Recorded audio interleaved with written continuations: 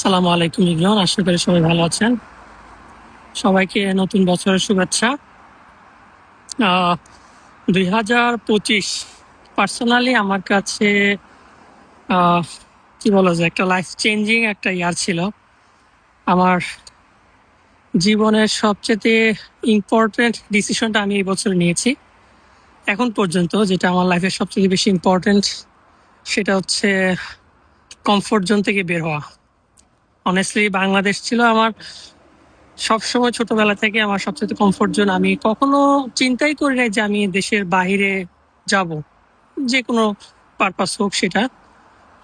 দেশের বাইরে যাওয়া আমার কখনো ইচ্ছা ছিল না ছোটবেলা থেকে, কিন্তু আনফর্চুনেটলি ফর্চুনেটলি যেটাই হোক, 2025 সালটা আমি আমার ডিসিশন চেঞ্জ করতে বাধ্য হয়েছি। এখন বর্তমানে সাউথ কোরিয়াতে আছি। আলহামদুলিল্লাহ, অনেক ভালো আছি।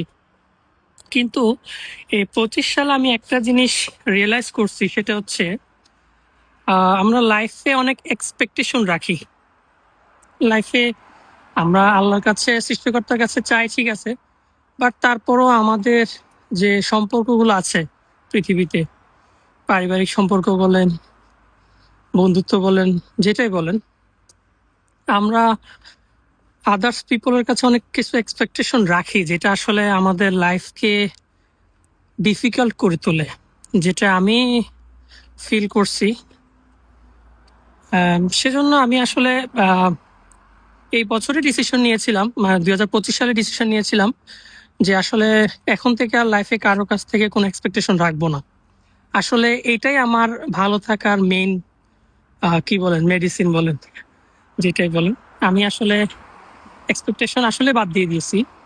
টু বি অনেস্ট, আমি এখন কারো কাছ থেকে কোনো এক্সপেকটেশন রাখি না। ইভেন আমি বর্তমানে, আমার একটা বাচ্চা আছে, মাশাল্লাহ 1.5 বছর। সো আমি আমার বাচ্চার জন্য ধরতে ধরতে গেলে আমি আসলে আমার মেয়ের জন্য আজকে এখানে আসছি। আল্লাহ আমার রিজিকটা এখানে রাখছে। আমি আল্লাহর কাছে অনেক শুক্রিয়া যে আমার লাইফটা চেঞ্জ হয়েছে এবং আমি হ্যাপি আছি, এটাই আলহামদুলিল্লাহ। তো সবাই দোয়া করবেন সামনের বছরগুলোতে যেন আমি আমার ফ্যামিলির জন্য, নিজের জন্য কিছু করতে পারি। সবচেয়ে বড় কথা হচ্ছে নিজের আইডেন্টিটি, যেটা ছাড়া আসলে পৃথিবীতে সার্ভাইভ করা খুবই টাফ।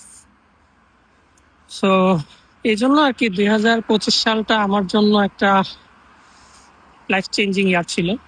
তো আলহামদুলিল্লাহ, সামনের বছর